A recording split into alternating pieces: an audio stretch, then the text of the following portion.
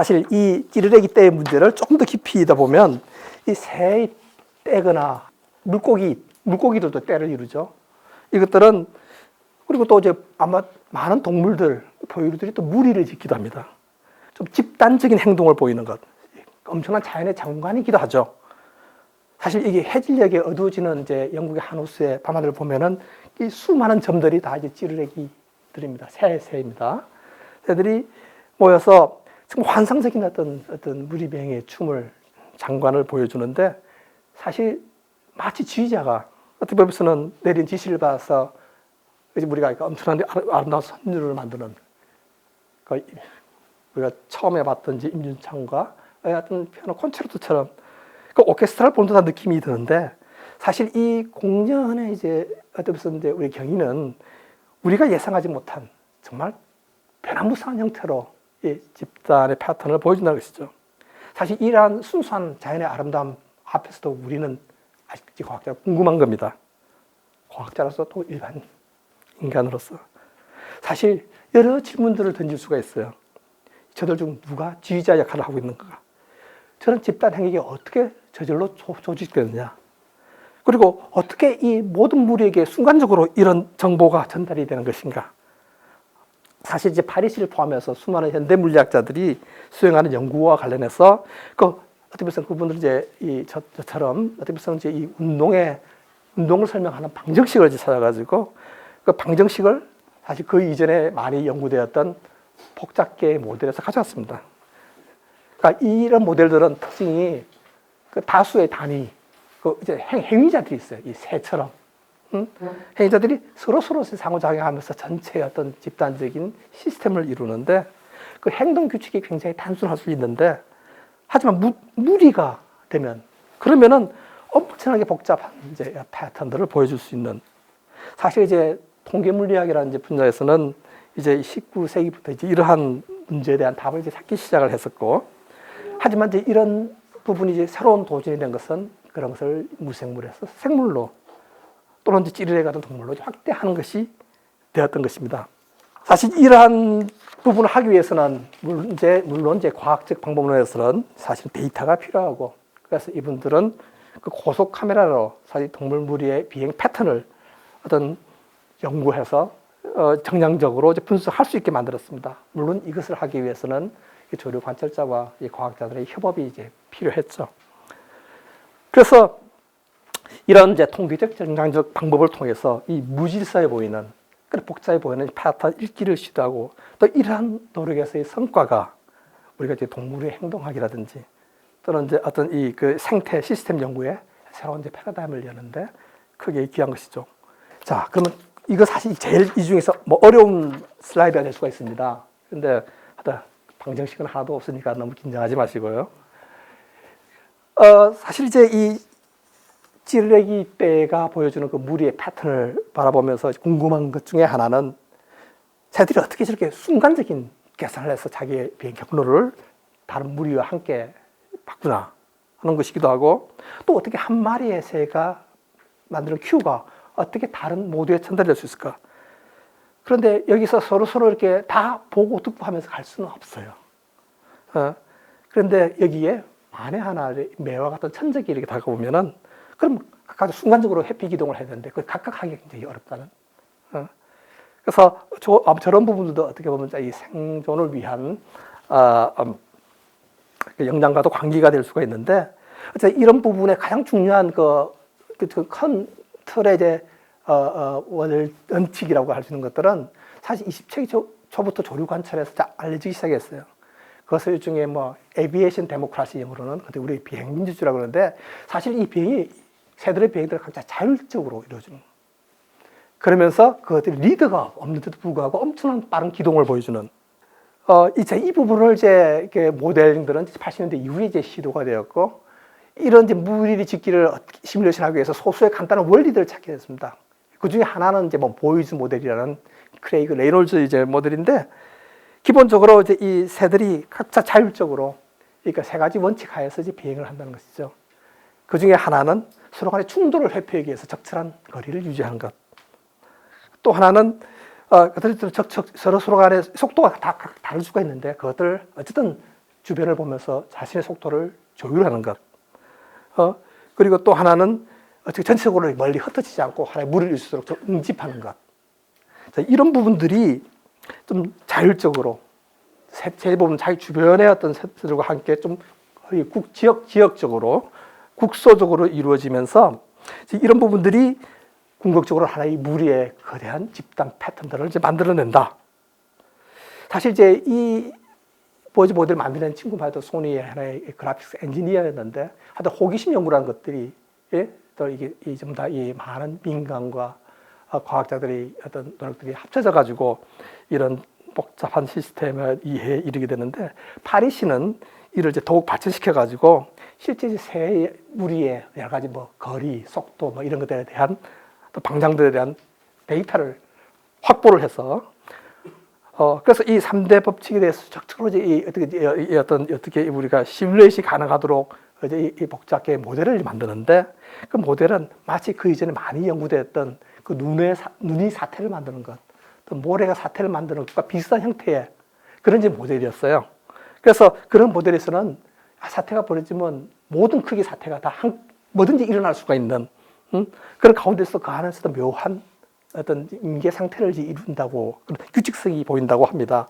이제 그런 부분들이 이제 많이 연구되었기 때문에 그런 부분들을 가지고 들어와서 어떻게 이제 이 무리가, 사실 이 무리가 많은 이 변화무쌍한 속에서도 동적으로 이런 이제 패턴을 만들어내는지, 동적으로 이제 어떤 일종의 임계 평형 상태를 이루는지, 그런 데 있어서 어떤 그 법칙은 무엇인지, 예? 또 그런 데 있어서 우리가 기존에 알고 있던 뭐 어떤 눈이나 모래의 사태, 그런 시스템의 경우와 같이 연계해가지고 이 복잡계 대표적 특성에 대해서 이것을 이론적으로 뒷받침하는 연구를 해서 어떤 그 노벨상을 수상했던 것입니다.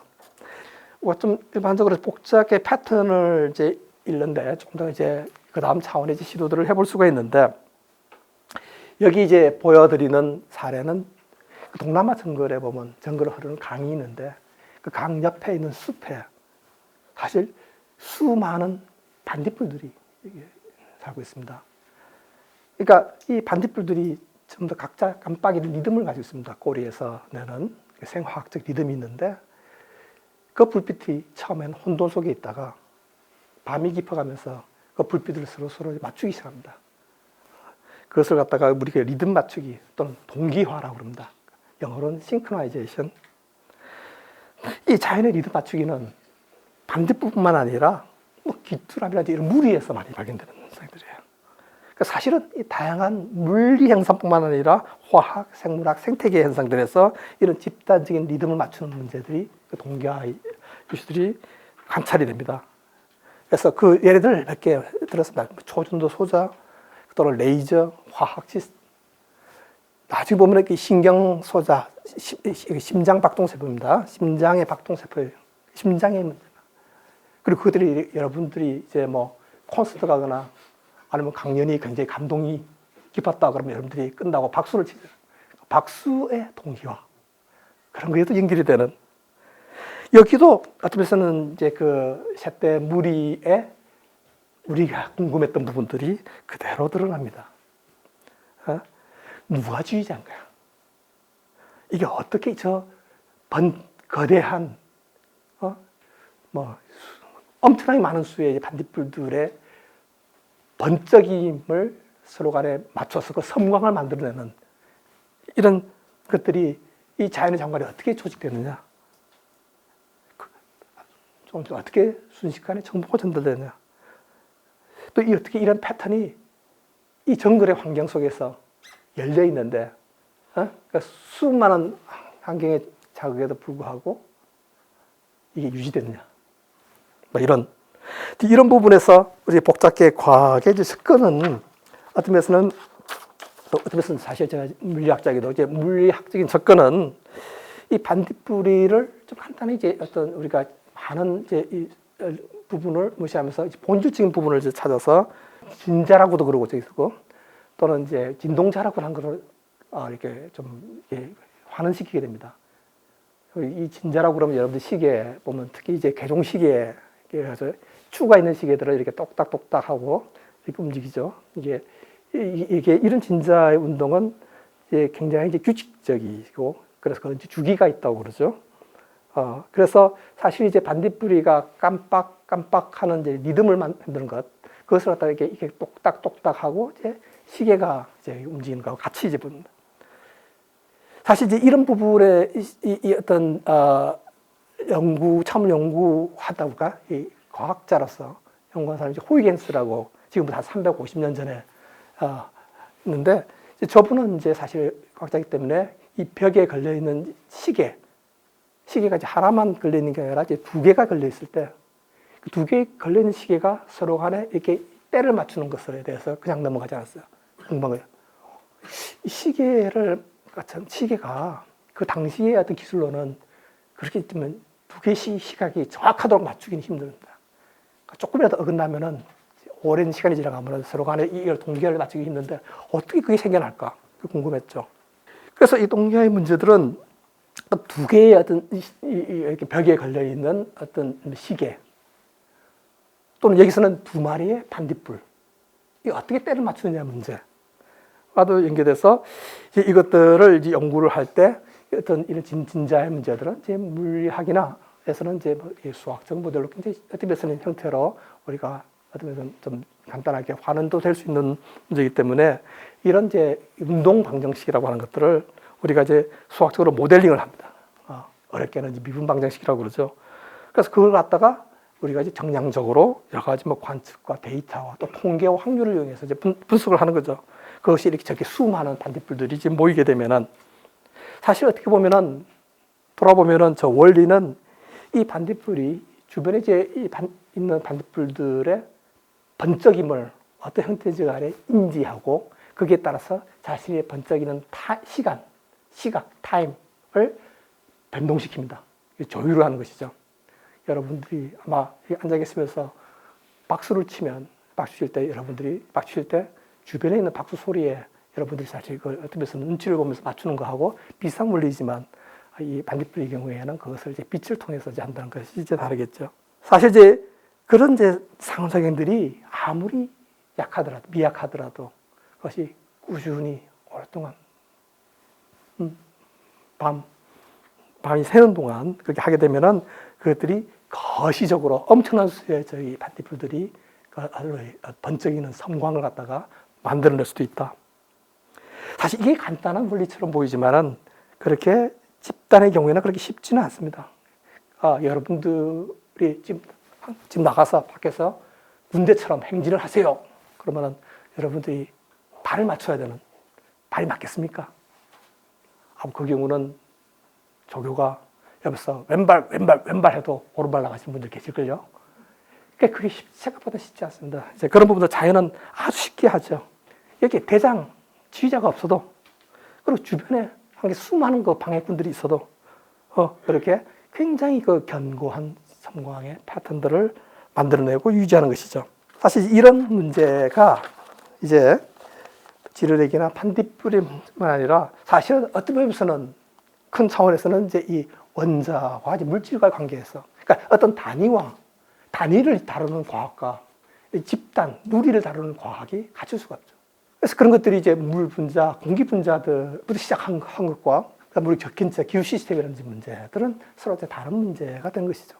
세포와 생체 시스템의 관계나 우리 뇌를 이루는 뉴런이라는 신경세포와 브레인의 관계, 그리고 개체와 생태계의 문제, 이런 부분을 좀 더 확장하다 보면은 결국 인간과를 좀 너무 단순화시킨 부분이 있지만 어쨌든 적절한 수준의 집단 행동을 이해하는 측면에서는 사회, 교통의 흐름이라든지 SNS 문제라든지 하고 연결되는데, 이러한 것들이 한번 이해할 때 미시적인 세계와 거시적인 세계는 여러 단계로 나뉘어 있는데 그것들을 어떻게 우리가 서로 연결할 수 있는, 설명할 수 있는 틀을 만드느냐라고 했을 때, 사실 물리학과 자연과학에서 많이 쓰는 이 방법론은 이 환원주의적인 칼날을 씁니다. 전체를 나누어서 쪼개서 다 기본적인 단위들을 찾아가죠. 아까 파워 오브 10에서 보여드렸을 때 거기에 어떤 소립자까지. 그런데 사실 이걸 나누지 않고 전체를 보는, 그러니까 전체가 부분의 합이 아니기 때문에 그래서 이런 접근들은 이제 복잡계의 접근이라고 합니다. 그러니까 이걸 다운표를 쳐가지고 전체적인 환원주의, 환원을 시키고 다시 빌드업. 사실 이제 이 자연과 세상의 이제 패턴에 대해서 우리가 가졌던 초기의 그 궁금함을 갖다가 우리가 당연히 이제 이 과학 접근에서는 추상화 과정을 거치고, 그리고 거기서 우리가 이제 이 세부를 무시하면서 이제 본질적인 부분을 추출하면, 요걸 이제 아인슈타인은 이제 이렇게 한다. Everything should be made as simple as possible, but not simpler. 말처럼 쉽지 않습니다. 그래서 그런 부분들을 이제 과학적인 방법론, 정량적인 분석, 관측, 데이터, 통계, 확률, 수많은 수가 모였기 때문에 기후시스템 변화는 아보가드로의 수라는 엄청난 수. 그래서 이제 그런 것들을 모아서, 하지만 우리가 그런 것들을 이제 모델링을 수리적으로, 수학적으로 이제 추구하고, 그런 것들을 이제는 컴퓨터의 혁명적 발전으로 우리가 시뮬레이션을 할 수 있게 되었고, 그래서 이런 것들을 우리가 사고 실험과 검증 과정을 거쳐가지고서 우리 과학자의 집념을 축적을 해서 그런 이제 진보를 만드는 거죠. 그렇게 해서 이제 우리 되는 자연과 세상의 이제 패턴 읽기. 얘는 이걸 이제 우리가 어떻게 해석하고 응용하고 제어하고 활용하에 따라서 그 기술과 어떤 혁신, 그 첨단 기술, 과학기술 문명으로 사실은 이제 발전을 하게 되는 것입니다. 물론 이 부분에서 보면은 이제 우리 이 파리시의 경우도 그렇고, 저도 이제 물리학적 백그라운드, 물리학적 배경을 가지고 있기 때문에, 그래서 이제 거기서 출발하지만 이 수학, 생물학을 포함해서 이 다양한 학문과 분야들의 이제 학자간 연구들이 이루어지는, 그래서 사람들이 이걸 갖다 이제 과학 인목민이라고도 얘기를 하기도 합니다. 그것이 이제 필요할 수 있습니다. 이런 부분들을 이제 모아서 제가 이제 그 복잡에 대해서 다시 조금 더 이제 부연 설명을 드리면은, 실제 이 컴플렉스라는 단어 자체가 이제 이 어원은 이렇다고 합니다. 그러니까 서로 엮인다는 뜻이라. 그러니까 서로 엮이는 거예요. 괜찮습니다. 여러분들도 오늘 엮였습니다. 이 수많은 구성 단위들이 서로 연결되고 엮여서 서로 상호 피드백 의존하는 시스템을 이루는 거죠. 그래서 이 물이나 시스템을 이루고 그런 것들이 거시적인 패턴, 굉장히 변화무쌍할 수 있는데, 그게 이제 제가 초기에 이 분야를 연구했던 혼돈에서 질서까지의 문제들하고도 연결되고요. 실제 이제 이 복잡계의 이제 핵심 키워드는 아까 던졌던 수많은 질문들이 결국은 어떤 개념으로 연결되냐면, 그것이 창발성이라고 하기도 하고, 또는 발현력이 아니라 영어로 이머전스로 연결됩니다. 그러니까 외관적으로 보기에는 이런 굉장히 변화무쌍한 지상의 패턴이 어디서 나오는지를 모르겠는데, 그런데 그것이 소수의 규칙 또는 이제 자율적인 어떤 변화, 그로부터 그것이 어떤 형태인지 그것이 전파되고 엮여가지고 그것이 이제 발현이 되는 거예요. 처음부터 예측할 수는 없지만, 하지만 그게 나타나면 우리 그것을 이제 그 원인, 그 기원을 이해하려고 우리가 이제 노력하는. 그런데 그런 부분들이 조금 전에 보여드렸던 이제 반딧불이나 또는 이제 그 색대들과 같이 이게 이제 누구 지휘자나 대장이 있는 것이 아니기 때문에 그런 것들을 이제 셀프 오거니제이션, 자기 조직, 스스로 조직한다고 합니다. 하는 그런 부분들이 가장 중요한 키워드이고요. 그 변화무쌍 집단 패턴 속에 혼돈과 질서 사이에 그 다양한 형태의 이제 패턴들이 이제 들어가게 됩니다. 물론 그 혼돈 속에서도 이 동기화라고 하는 질서를 만들어내기도 하고, 또는 이제 규칙적인 운동에서 또 하나의 난류라고 하는 패턴들이 만들어지기도 하고, 이제 그런 부분들에서 우리가 가졌던 우리가 이 자연에 대한 우리가 이 예측성에 관한 이슈들이 도전을 받기도 하고, 거기서 이제 또 카오스라고 하는 제가 이제 전공을 했던 그런 이제 분야가 만들어지기도 합니다. 사실 이 분야가 이제 상당히 도전적일 수밖에 없는 것은, 이 분야 근원적으로 이렇게 평행의 문제를 다루기보다는 비평성을 다루고 있고요. 그리고 그 시스템에는 어떤 내재된 비선형 현상들이 있습니다. 그래서 이것이 난제이고요. 또 그런 부분들이 있어야 사실 그것들이 이렇게 복잡 다양한 패턴들이 발현되는 것들을 또 설명하게 됩니다. 물론 그 안에는 초기에 파워 10 또는 기후 시스템에서 말씀드렸던 굉장히 다단계의 구조들이 있고, 그 구조들이 다 서로 이렇게 네트워크로 연결되어 있어서, 그래서 이런 것들을 또 환적 전체주의라는 이런 새로운 접근을 이제 해야 된다는 부분도 있고요. 무엇보다도 또 이런 시스템들이 좀 더 지금 이제 많은 이제 부각되는 이유 중에 하나는 이런 시스템이 닫혀 있지 않고 열린 시스템입니다. 끊임없이 이 환경과 사실 이 교류라고 하나요? 또는 상호작용을 하면서 그러면서 그것이 변해간다는 것. 이제 그런 부분을 우리가 적응이라고 그러죠. 이 적응의 이슈, 또 이런 적응성을 가지고 있는 복잡한 시스템, 특히 이제 생태와 사회 시스템들은 또 중요한 이슈가 그 시스템이 오히려 적응성만 가지고 있는 것이 아니라 회복력이 있다는 어떤 큰 자극에 의해서 그 변화가 다시 스스로 자신을 회복할 수 있는 역량이 있는 그런 면에서 지속 가능성을 가진다는 이제 우리가 초기에 던졌던 이제 어떤 이슈들하고도 연결될 수 있는 그런 부분이 있다는 것입니다. 자, 그러면 그 다음 이제 여러분 조금 돌아가서 그러면 그렇게 듣고서도 약간 카오스 얘기를 했는데 이거 뭐지? 이 하는 부분이 아직 계시다면 사실 복잡하다는 것은 어떻게 보면 좀 주관적일 수가 있어요. 그러니까 이 사실 모든 현상은 동시에 대단히 복잡할 수도 있고 또 복잡하지 않을 수도 있어요. 아까 이제 시계 추, 그 진자의 운동의 문제는 굉장히 규칙적인 리듬을 만든다고 했잖아요. 그래서 그것들이 여러 개의 진자들이 함께 서로 간에 상호작용을 하면은 반딧불처럼 서로 간에 동기화도 될 수도 있고, 다 많은 수의 어떤 그런 무리들이 다 같은 리듬으로 움직일 수가 있는데, 근데 사실은 아이러니컬하게도 사실 진자를 갖다 두 개를 결합시킬 때 벽에 저렇게 갖다 놓는 것이 아니라 진자와 진자를 이렇게 힌지로 이렇게 딱 연결시켜서 그러니까 이 팔처럼 이렇게 연결시켜서 이게 두 개의 조인트를 가지는 하나의 조인트잖아요. 하나의 조인트를 가지는 이 두 개의 진자 문제를 이중진자라고 문제를 합니다. 굉장히 간단한 모델이고 이 모델은 뉴턴의 운동 방정식에서 아주 간단히 일단 방정식을 쓸 수는 있습니다. 자, 이 시스템은 실제 풀어낼 수도 있어요. 있으면 실제적으로 이렇게 손으로 풀어내지 못하다면 컴퓨터의 도움을 풀어낼 수가 있습니다. 그래서 우리가 현재의 상태를 알면 미래를 결정할 수 있어요. 그러면서 결정계라고 부릅니다.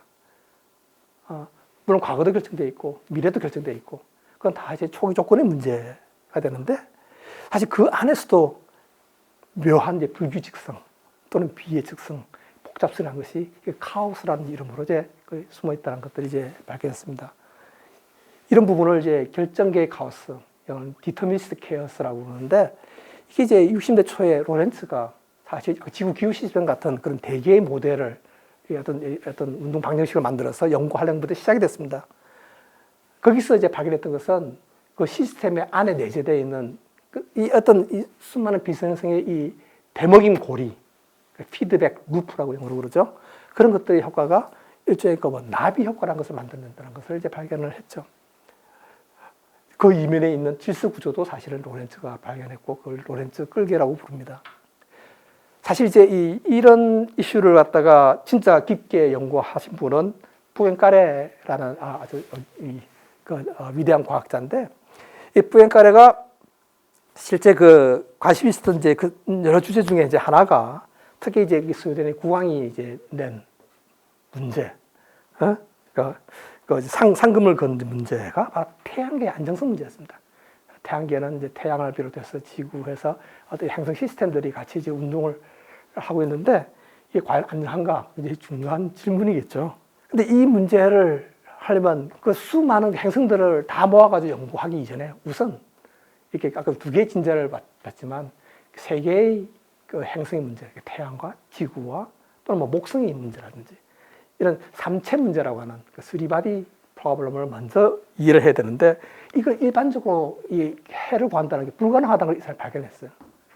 사실 문제를 푼 건 아닌데 하지만 그 과정에서 그 안에 엄청나게 기묘한 형태의 복잡성이 이 삼체 문제에도 숨어 있다는 것을 이 사람이 발견한 거죠.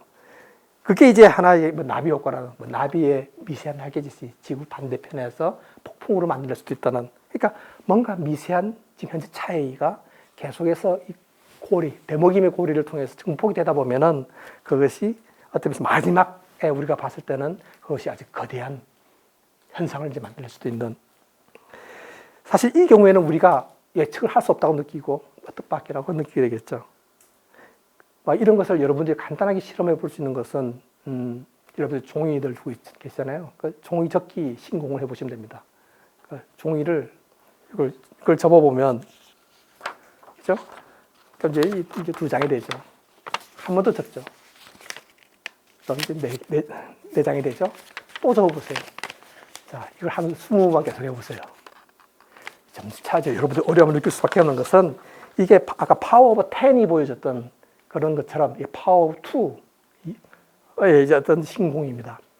그래서 이 두 개의 어떤 머리카락보다도 가까웠던 이 두 원자들의 어떤 거리가 한 번 접을 때마다 그것이 두 배씩 늘어나는데 그것을 몇십 번, 한 100번 하게 되면은 그것이 그냥 10을 갖다가 0을 갖다가 한 30개 선만큼의 그 거리만큼 멀어지게 되고 증폭이 되고 그 증폭의 거리는 우주의 끝에서 끝보다 더 많이 벌어지는 자, 그런 것들이 이제 사실은 나비 효과의 원리라고도 아주 간단하게 설명드릴 수 있습니다. 사실 이 간단한 시스템에서도 이런 것들을 이제 볼 수가 있고 이런 부분들은 사실 이중진자의 문제에서도 기후 시스템에서도 관찰이 됩니다. 사실 이제 오랫동안 과학기술은 어떻게 보면 규칙성, 자연 속에서 이제 규칙성과 질서와 이제 평형, 그 예측성을 기반으로 많은 발전들을 해왔고, 하지만 실제 자연과 세상은 지금 이렇게 굉장히 복잡하고도 무질서해 보이는 모습, 그리고 비평형 상태이면서도 카오스적인 모습을 보이는 것도 사실이고, 그 안에서 수많은 이제 변동성과 배직성을 우리에게 던져주고 있죠. 또 하나의 여러분들한테 사례는 이런 복잡성들이 어떻게 생겨나는가, 몇 번, 10분? 가 하는 것입니다. 사실 난류 굉장히 좋은 예인데 사실 물리학의 발전이 예를 들면 이제 그 고전과 양자역학을 통해서 엄청나게 진보를 갖다가 해왔는데 사실 이 복잡성의 발현은 아직도 지금 미해결 과제로 대표적인 것으로 남아 있는 것이 이제 난류 현상입니다. 그러니까 난류는 그 미시적 운동에 명확한 규칙이 주어져 있습니다. 근데 그게 주어지더라도 근원적인 난제일 수밖에 없는 것은 여기에 관련되어 있는 물 분자나 대기 분자들이 그 개수들이 그 엄청나게 많은 아보가드로의 수라고 부르는 만큼 많은 겁니다. 이걸 개별 운동을 계산하거나 약간하는 게 불가능합니다. 자, 그런데 그런 이제 시스템에서 어떻게 이제 복잡성이라는 것들이 나타나는가? 즉, 이거는 이제 계곡을 흐르는 물이 함유가 위에서부터 내려가면서 보면은 물 흐름이 비가 와가지고 그냥 물 흐름의 속도가 빨라졌어요. 빨라지면은 저렇게 쭉 흐르는 저런 이제 흐름에서 나중에 난류성 흐름으로 엄청난 어떤 이 와류를 만들어내는 저로 바뀔 수가 있는데 이런 것들을 우리가 어떤 면에서는 어떤 적절한 물 흐름의 속도 같은 그런 이제 변수를 갖다 조율하면서 우리가 조율도 할 수 있고 또 이런 시스템이 보여주는 난류 현상들을 또 다른 시스템에서도 그 연관과 유사성을 갖다가 연구해서 여기서 보여주는 난류가 발현되는 이 경로, 우리의 어떤 제어 컨트롤을 사실은 그것들을 서로 간에 보편적인 접근을 시도할 수도 있습니다. 사실 이 복잡계제 접근은 저런 이제 이 거시적인 집단의 문제를 해결할 때 거기서 그것도 우리가 어떻게 하면 좀 약간의 무시하기를 통해서 그 시스템을 기술한 변수의 수, 그걸 자유도라고도 부르는데 그것들을 줄이고 그래서 거기다가 우리가 필요한 적절한 통계적 확률적 방문을 더하고 물론 이제 수학적 모델과 시뮬레이션을 더해서 그래서 그것들을 이해하는 접근들을 또 여기서도 하게 되는 것입니다. 자, 이런 부분은 우리 안에도 있죠. 우리 몸 안에도 있는. 그러니까 예를 들면 이제 우리의 머릿속에 있는 브레인의 경우에도 사실 이게 세상에서 가장 복잡한 시스템이라고도 얘기합니다. 이게 뇌를 구성하는 기본 단위는 살아있는 신경세포인데 그걸 이제 뉴런이라고 부르죠. 이 뉴런들이 엄청나게 많습니다. 마치 밤하늘의 어떤 은하 속의 별의 수만큼 1000억 개 정도 있어요. 이들이 시냅스를 통해서 연결되어 있습니다. 이 시냅스는 뉴런마다 한 1000개에서 10,000개 정도. 그러니까 시냅스 연결점 수는 뭐 1000조 개 정도라고 볼 수도 있죠. 이런 게 연결되어 있는 정말 사실 이런 거 연결돼서 만들어가는 다단계의 어떤 계층 구조입니다. 이 계층 구조가 어떤 사람들은 이제 네트워크라고도 부르죠. 그러니까 모든 뉴런들이 모든 영역의 모든 계층들이 서로 간에 연결돼서 사실상은 분리하기가 쉽지 않은 그런 구조를 가지고 있죠. 이런 것들을 이제 기본적으로 이 분자 생물학적이라든지 또는 신경과학적인 측면에서도 이렇게 생명과학 측면에서 접근할 수가 있고요. 하지만 또 이런 부분들이 좀 더 중시적으로나 거시적으로 우리가 이게 신경망형 자체가 사실 어떤 전기 신호를 우리가 여러분들이 전기 신호를 주고받는 그런 전기 회로망적인 관점에서 볼 수도 있고, 그런 전기 회로망의 구조를 이제 3D 모델링과 또 시뮬레이션을, 다른 복잡계를 시뮬레이션 할 수 있습니다. 이 경우에 반딧불의 무리가 동기화시키는 패턴과 비슷한 패턴을 어떻게 보면 이 뉴런에 함께 서로 간에 뉴런들이 깜빡이는 그런 이제 집단적인 패턴과 연관을 시킬 수가 있고, 그런 측면에서 이제 동기화를 연구하고, 이런 동기화라고 하는 것이 뇌에 정보를 처리하는 기능과 어떻게 연결되는지를 연구를 할 수 있습니다. 이런 부분들은 그 뇌 자체의 기능인 우리가 뇌 자체의 기능이 보면 우리가 기억도 있고 감각, 그리고 학습의 문제라든지 또는 누가 적응하고 진화하는 문제, 이런 문제들이 보게 되면 그 뇌의 그 회로망들의 그 가소성이라고 그러는데, 그러니까 영어로는 플라스티시티라고 그러죠. 이것들이 유연하게 바뀔 수 있는.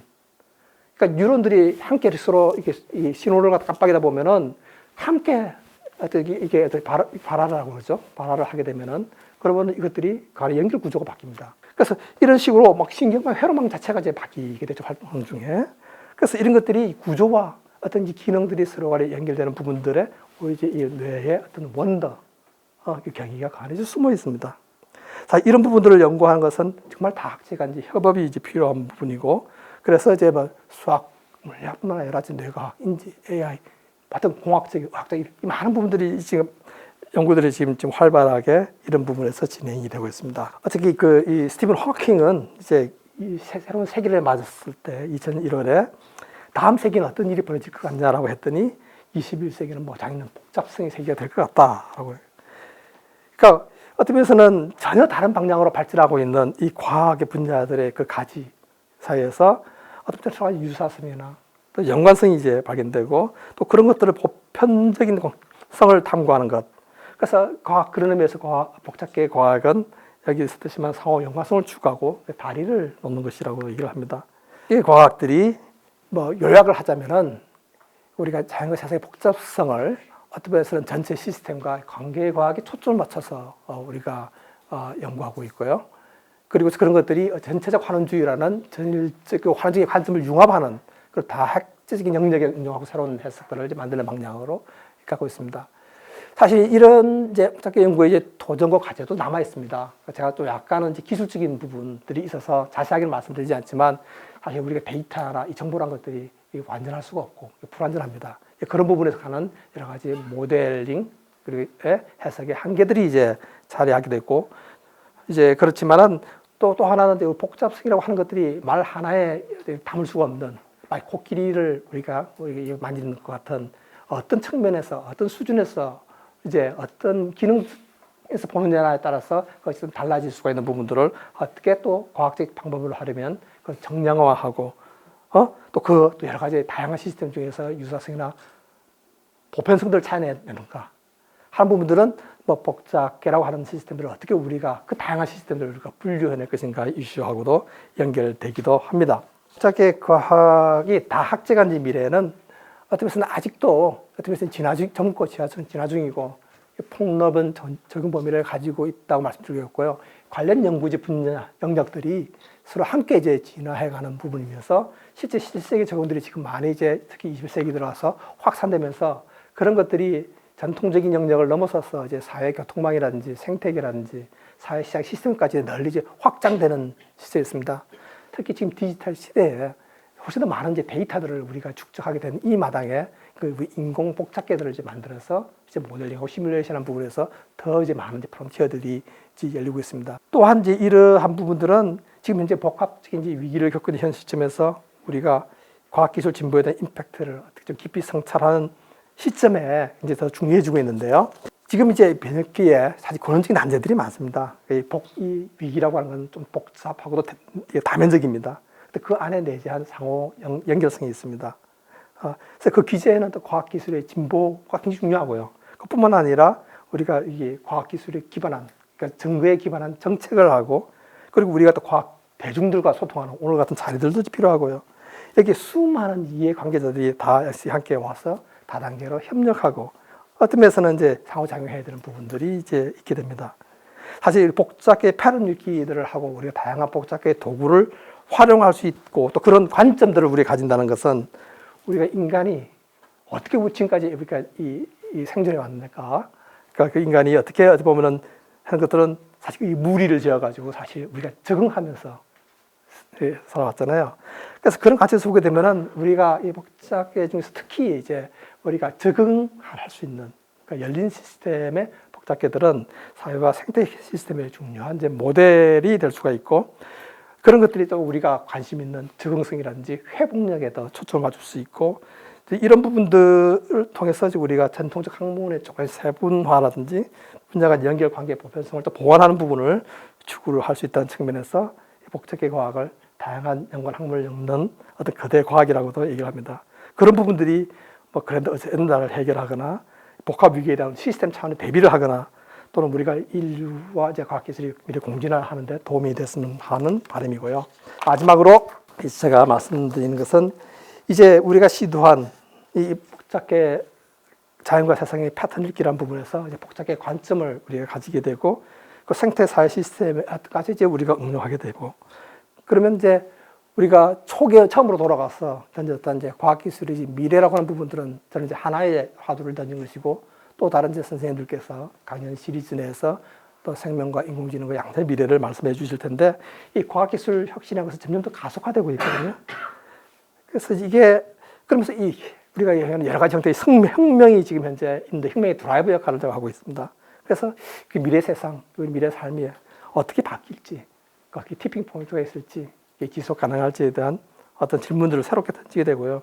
그런 측면에서 지구 구성 공동체로서의 인류의 미래에 대한 우리의 궁금증, 그런 부분들은 확실히 이제 우리가 좀 이런 새로운 관점들을 도움을 받아가지고서 우리가 해야 되는 것은 여러 가지 형태의 그 장벽을 넘는 그래서 이 장벽은 이 협업이 필요한 그래서 이것은 이제 과학기술뿐만 아니라 이제 인문 사회과학의 협업이 필요하기도 하고 또 더 많은 이해 당사자들의 또 참여와 또 액션이 이제 필요하게 됩니다. 그래서 그런 측면에서 보게 되면은 마지막으로 우리가 아직도 사실은 우리가 여전히 궁금하죠. 질문들이 많습니다. 이 호기심은 우리 인류의 숙명이고 어떤 의미에서는 태도 자체는 우리가 모두 과학자는 태도를 가질 수도 있겠습니다. 하지만 이제 그런 부분들이 인류의 미래와 관련해서 우리 자신에 대한 내적 성찰을 다시 요구하게 되고 우리가 이제 사실 이제 과학자들 또 커뮤니티뿐만 아니라 사서 우리 여러분과 같은 일반 대중과 또 정책을 결정하는 사람들 다양한 사람들이 이 과학 기술을 이해하고 또 참여하고 또 그런 부분들 우리가 또 교육해야 되는 그런 필요를 느끼게 됩니다. 사실 이제 더 많은 질문들이 이제 우리 아직도 많이 남아 있습니다. 우주 우리의 존재 이유부터 시작해서 그 인간 왜 인간인가 이슈고 우리 인류 운명과 AI 이런 여러 가지들 사실 이제 이런 부분들이 아주 오픈 퀘스천들이고요.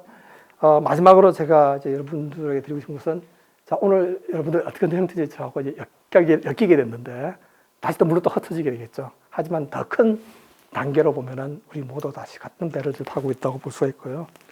10년 뒤, 20년 뒤 미래의 시점에 우리가 지금 시점을 돌아보면은 우리가 지금 우리가 무엇을 배웠고 또 무엇이 변화됐는지 또 무엇을 했었어야 되는지 하는 그런 부분들이 사실은 이제 중요한 어떤 질문이 될 수 있다. 그런 부분들이 이제 제가 참여했던 트리플 AS의 그 회장인 그 길다 오스맨이 사실은 그 오신 모든 청중에게 던진 질문입니다. 여러분들 답이 무엇인지 궁금합니다. 네, 감사합니다.